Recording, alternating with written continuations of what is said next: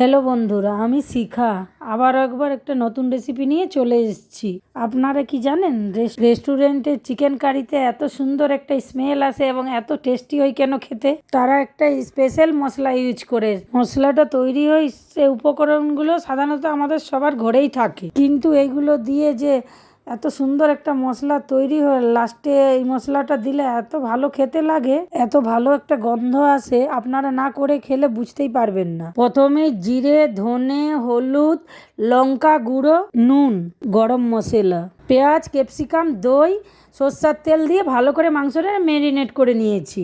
এবার তৈরি করব স্পেশাল মশলাটা। জিরে, ধনে, মৌরি, শুকনো লঙ্কা, তেজপাতা, দারচিনি, লবঙ্গ, এলাচ ড্রাই রোস্ট করে মিক্সির জারে ভালো করে ফাইন পাউডার বানিয়ে নিয়েছি।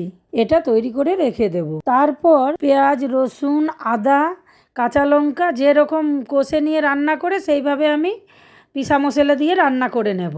মাংসটা দিয়ে আমি অনেকটা সময় ধরে সুন্দর করে কষিয়ে কষিয়ে রান্না করব। তারপর আমি পরিমাণ মতো গরম জল দিয়ে দেব। ফুটে উঠলে তৈরি করে রাখা মশলাটা দিয়ে দেব। বাজারের গরম মশলা না ব্যবহার করে আপনারা যদি ঘরেই একটু কষ্ট করে এই মশলাটা তৈরি করে মাংস রান্নার শেষে দিতে পারেন, তাইলে আপনাদের আর রেস্টুরেন্টে যেতে লাগবে না, ঘরে বসেই রেস্টুরেন্টের টেস্ট পেয়ে যাবে। ভিডিওটি ভালো লাগলে লাইক করুন।